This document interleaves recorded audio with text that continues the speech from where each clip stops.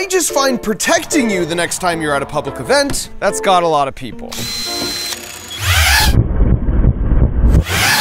And while this just might look like a boring old drone, it's actually one of the fastest in the world, it's autonomous, and it weighs 5 times more than is typical. Because the purpose of this drone is to lock onto a bad guy drone trying to do bad guy things, and then smash it into 1,000 pieces.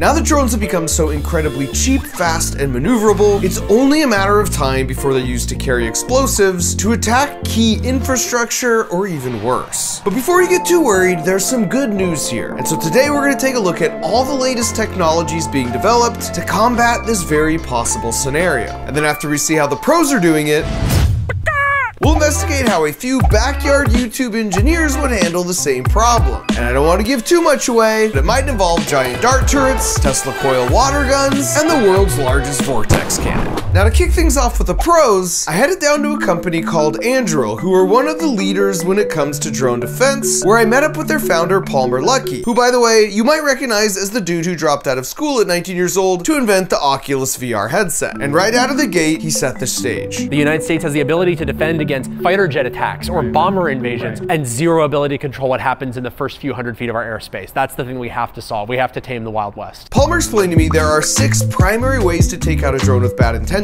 and every method has a major flaw except for number 6. The first is jamming, where you just overwhelm the drone with fake radio signals so it can no longer hear the instructions from the human operator and they lose control. 70% of all consumer drones are from DJI, and they actually provide the equipment to law enforcement that will jam the communications like this. The second method to take out a drone with bad intentions is hacking, where you remotely hack into the drone using the radio signal, and then by exploiting known problems in the software, you can take control and force it to land or crash. But Palmer pointed out the potential Achilles heel for both of these first 2 methods. All they have to do to bypass that is use a different brand of drone, use a different brand of radio, use a different frequency, or build a drone that doesn't even need those frequencies in the first place. Basically, by using something besides the most popular consumer drones and frequencies, means this would have no effect. Method number 3 is high-powered lasers, where you basically just heat up the outside surface of the drone so high that it catches fire. And this works pretty well against plastic drone casings. But once again, there's a weakness. What if I just hang a 5-cent pie tin?